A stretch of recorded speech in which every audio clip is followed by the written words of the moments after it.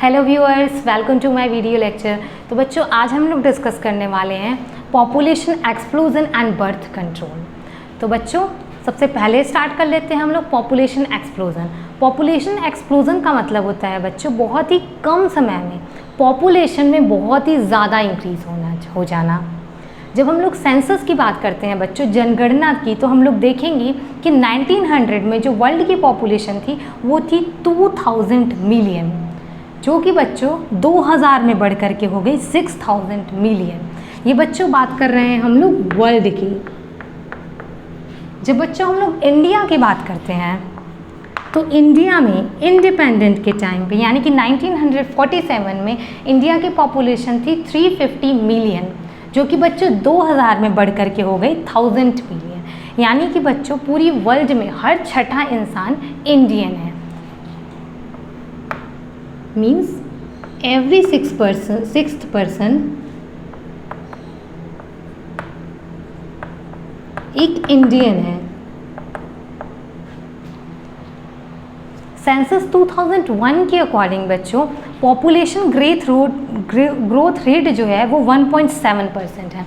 मतलब कि on average population जो है वो 1.7% के हिसाब से एनुअली ग्रो कर रही है। बच्चों देखो, ऐसा अब हम लोग समझते हैं कि वो कौन से रीज़न है जिसकी वजह से पॉपुलेशन जो है वो इतनी रैपिडली इंक्रीज हो रहे हैं। रीजंस की बात कर लेते हैं, जिसमें फर्स्ट रीज़न है बच्चों मेडिकल फैसिलिटीज़ का अच्छा हो जाना। अब मेडिकल फैसिलिटीज़ अच्छा होंगी तो हर तरह के डिजीज़ की इलाज अच्छे तरीके से हो पाएगा, जिससे कि जो मृत्यु दर है वो भी कम हो जाएगा। सेकेंड है बच्चों maternal mortality rate and infant mortality rate का कम हो जाना। मोर्टिलिटी रेट का मतलब होता है बच्चों मृत्यु दर। पहले क्या था कि पता नहीं था कि प्रेग्नेंट लेडीज़ की केयर कैसे करेंगे और इन्फेंट की केयर कैसे करेंगे। सो उस टाइम पे इनकी मोर्टिलिटी रेट काफ़ी ज़्यादा थी।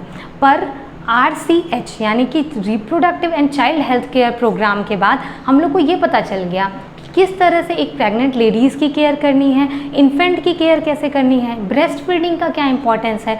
सो maternal mortality rate and infant mortality rate जो है वो कम हो गया। थर्ड रीज़न है बच्चों रिप्रोडक्टिव एज ग्रुप के लोगों का ज़्यादा होना।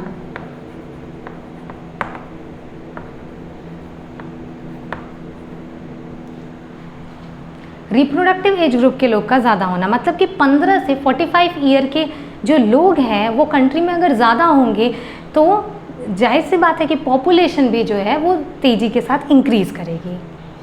तो बच्चों, अभी हम लोगों ने डिस्कस किया है पॉपुलेशन एक्सप्लोजन के बारे में कि पॉपुलेशन कितनी तेज़ी के साथ इंक्रीज़ हो रही है, और अगर पॉपुलेशन इतनी ही तेज़ी के साथ इंक्रीज़ करती रही तो लोगों के बेसिक रिक्वायरमेंट जैसे फूड, शेल्टर एंड क्लोथिंग के भी रिक्वायरमेंट पूरे नहीं हो सकेंगे। सो इसके लिए गवर्नमेंट ने डिफरेंट स्टेप लिए ताकि पॉपुलेशन को कंट्रोल किया जा सके। सबसे पहला स्टेप अवेयरनेस। गवर्नमेंट ने क्या किया, लोगों को अवेयर किया। किस चीज़ के लिए अवेयर किया कि लोग जो हैं वो छोटी फैमिली रखें। छोटी फैमिली हैप्पी फैमिली होती है, मतलब कि बच्चे उतने ही रखें जितने को वो अच्छे से एजुकेशन दे सकें, मेडिकल केयर अच्छे से कर सकें। इसके लिए गवर्नमेंट ने एडवर्टाइजमेंट किए, उसने प्रिंट मीडिया का सहारा लिया, बड़े बड़े पोस्टर्स छपवाए जिस पे ये शो किया गया एक कपल जिनके साथ 2 हैप्पी चिल्ड्रंस, और साथ में उसमें डिफरेंट तरह के स्लोगन्स लिखवाए। फॉर एग्जांपल जैसे हम दो हमारे दो जैसे स्लोगन्स भी लिखवाए। इसके साथ साथ बच्चों गवर्नमेंट ने मैरिजेबल एज ग्रुप को इंक्रीज़ कर दिया, यानी कि मेल का एज कर दिया 21 और फीमेल का कर दिया 18 ईयर, जो कि बच्चों अब चेंज होकर के दोनों के लिए 21 ईयर हो गया है। थर्ड बच्चों, गवर्नमेंट ने लोगों को मोटिवेट किया कि वो डिफरेंट कॉन्ट्रासेप्टिव मेथड्स का यूज़ करें। कॉन्ट्रासेप्टिव मेथड का मतलब होता है बच्चों वो मेथड्स, डिवाइसेस या मेडिकेशन जो कि प्रेगनेंसी को रोकने के लिए यूज़ किया जाता है। तो बच्चों, इस चैप्टर में हम लोग आगे इस कॉन्ट्रासेप्टिव मेथड्स के बारे में ही डिस्कस करेंगे। तो चलिए शुरू कर लेते हैं कॉन्ट्रासेप्टिव मेथड। तो बच्चों डिफरेंट कॉन्ट्रासेप्टिव मेथड्स को डिस्कस करने से पहले हम लोग समझ लेते हैं एक आइडियल कॉन्ट्रासेप्टिव्स के कैरेक्टर्स को, जिसमें फर्स्ट है बच्चों कि कॉन्ट्रासेप्टिव यूज़र फ्रेंडली होना चाहिए, मतलब कि इसे यूज़ करना सिंपल होना चाहिए, कॉम्प्लिकेटेड नहीं होना चाहिए। सेकंड, हमारे आसपास के स्टोर और मार्केट में ये इजीली अवेलेबल होना चाहिए। थर्ड कैरेक्टर है ये इफ़ेक्टिव होना चाहिए, मतलब कि इसे प्रॉपरली यूज़ करें तो ये प्रेगनेंसी को रोक दें। फोर्थ है बच्चों रिवर्सिबल होना चाहिए, मतलब कि अगर हम लोग कॉन्ट्रासेप्टिव को यूज़ करना बंद कर दें तो हमारी बॉडी फर्टिलिटी के मामले में दोबारा से अपनी नॉर्मल पोजीशन पे आ जाए। फिफ्थ है बच्चों कि इसका कम से कम साइड इफ़ेक्ट होना चाहिए या फिर साइड इफ़ेक्ट नहीं होना चाहिए, और साथ में ये सेक्सुअल ड्राइव को इंटरफेयर नहीं करना चाहिए। कॉन्ट्रासेप्टिव मेथड्स बच्चों डिफरेंट तरह के हो सकते हैं, जिसको कि डिफरेंट कैटेगरीज में कैटेगराइज किया जाता है। फर्स्ट इज़ नेचुरल या traditional method, second is barrier method, third is intrauterine devices, next is oral contraception, next is injections and implants, और लास्ट में हम लोग डिस्कस करेंगे सर्जिकल मेथड। तो चलिए पहला मेथड जो कि है नेचुरल या ट्रेडिशनल मेथड, इसको हम लोग डिस्कस कर लेते हैं। इस मेथड में बच्चों प्रेगनेंसी को रोकने के लिए ना ही कोई डिवाइस यूज़ किया जाता है, ना कोई बैरियर यूज़ किया जाता है, और ना ही किसी तरह की टैबलेट ली जाती है। ये बच्चों नॉलेज पे बेस होता है। इसमें नेचुरल तरीके से स्पर्म और ओवम की मैटिंग को रोका जाता है, जिसमें कि बच्चों फर्स्ट मेथड है पेरियोडिक एब्स्टिनेंस या कैलेंडर मेथड कहते हैं बच्चों इसको, क्योंकि इसमें क्या करते हैं कि फीमेल की मेंस्ट्रुअल साइकिल को कैलेंडर पे ट्रेस किया जाता है और ये डिटरमाइन करने की कोशिश किया जाता है कि फीमेल में ओव्यूलेशन किस टाइम पे हो रहा है, और उन ओव्यूलेशन से कुछ समय पहले और कुछ समय बाद के पीरियड को रिस्की पीरियड कहा जाता है। उस समय सेक्सुअल इंटरकोर्स करने पर प्रेगनेंसी होने की प्रोबेबिलिटी बहुत ज़्यादा होती है, सो उस टाइम सेक्सुअल इंटरकोर्स को अवॉइड किया जाता है। देखो बच्चों, आप लोग जानते हो कि मेंस्ट्रुअल साइकिल जो है 28 डेज़ की होती है, और इसमें लगभग 14th डे पे ओव्यूलेशन होता है। ये भी बच्चों फिक्स नहीं है, इसमें +2 और -2 चलेगा, यानी कि 16th डे भी ओव्यूलेशन हो सकता है और 12th डे भी ओव्यूलेशन हो सकता है। ओवम का जो बच्चों लाइफ साइकिल है, लाइफ स्पैन, वो 1 से 2 दिन का होता है। सो अगर ओव्यूलेशन 16th डे पे हुआ है तो यानी कि 17th डे तक ओवम फीमेल रिप्रोडक्टिव ट्रैक में प्रेजेंट होगा। मतलब कह सकते हो कि 12th डे से लेकर के 17th डे तक फीमेल रिप्रोडक्टिव ट्रैक में ओवम प्रेजेंट है। और अगर बच्चों स्पर्म 10th डे आ रहा है, और स्पर्म की लाइफ साइकिल बच्चों 2 से 3 दिन की होती है, और स्पर्म अगर 10th डे भी आ रहा है तो वो 12th डे अगर ओव्यूलेशन होता है तो वो ओवम को फर्टिलाइज कर देगा, जिससे कि फीमेल प्रेग्नेंट हो सकती है। सो बच्चों 10th डे से लेकर के और 17th डे तक इसको रिस्की टाइम कहा जाता है, और इस टाइम बच्चों अगर सेक्सुअल इंटरकोर्स होता है तो प्रेगनेंसी की प्रोबेबिलिटी बहुत ज़्यादा होती है। सो इस टाइम पे सेक्सुअल इंटरकोर्स को अवॉइड करना चाहिए। पर बच्चों ये मेथड उतना रिलायबल नहीं है, क्योंकि सारी फीमेल्स में बच्चों मेंस्ट्रुअल साइकिल 28 डेज़ का नहीं होता है, किसी में 30 डे का हो सकता है, किसी में 35 डे का भी हो सकता है। सेकेंड मेथड है बच्चों विड्रॉवल या कोइटस इंटरप्टस मेथड। इस मेथड में बच्चों क्या होता है कि जो मेल पार्टनर होता है वो अपनी कॉपुलेटरी ऑर्गन यानी कि पेनिस को इजैकुलेशन से ठीक पहले फीमेल रिप्रोडक्टिव ट्रैक से बाहर निकाल लेता है, जिससे कि जो स्पर्म होते हैं वो फीमेल रिप्रोडक्टिव ट्रैक में पहुंचते ही नहीं हैं, और पहुंचेंगे नहीं तो फर्टिलाइजेशन नहीं होगा और प्रेगनेंसी भी नहीं होगी। थर्ड मेथड है बच्चों लैक्टेशनल एमोनोरिया। लैक्टेशनल का मतलब होता है बच्चों ब्रेस्ट फीडिंग, और एमोनोरिया का मतलब होता है कि मेंस्ट्रुअल साइकिल का ना होना। देखो बच्चों, पार्चुरेशन के बाद 6th मंथ तक लैक्टेशनल पीरियड चलता है, जिसमें कि जो फीमेल होती है वो अपने बेबी को ब्रेस्ट फीडिंग कराती है, और इस दौरान बच्चों मेंस्ट्रुअल साइकिल भी नहीं होती है और ओव्यूलेशन भी नहीं होता है। सो इस टाइम पे फर्टिलाइजेशन जो है वो नहीं हो सकता और प्रेगनेंसी भी नहीं होती है। कुल मिला के बच्चों आप कह सकते हो कि मेंस्ट्रुअल साइकिल से 1 हफ्ते पहले और मेंस्ट्रुअल साइकिल के 1 हफ्ते बाद वाला जो टाइम पीरियड है वो सेफ पीरियड कहा जाता है, और इस समय सेक्सुअल इंटरकोर्स करने पर प्रेगनेंसी नहीं होती है।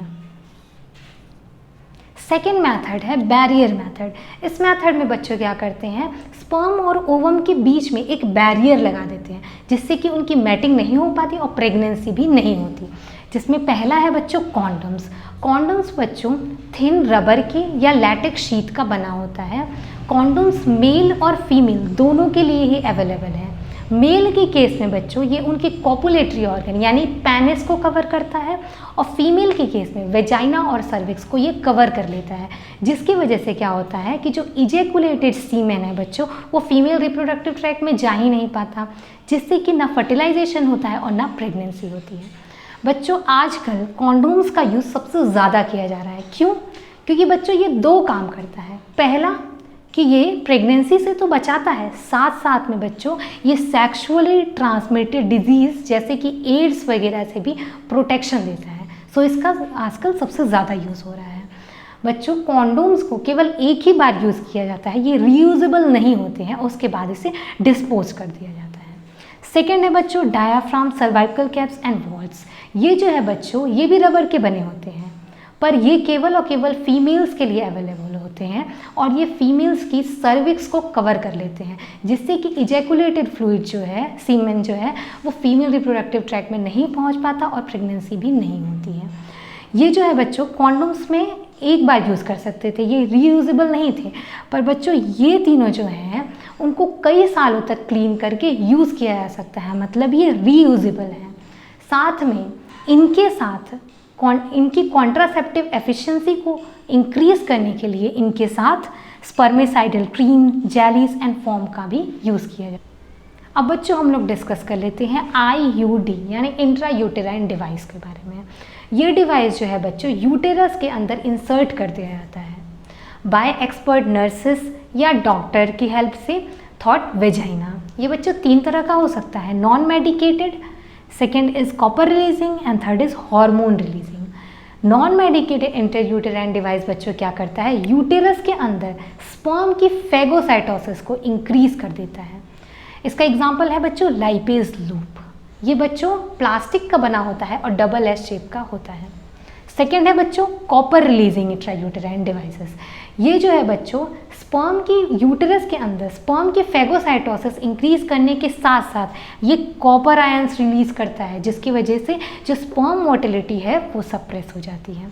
For example copper T, copper 7 and multi load 375।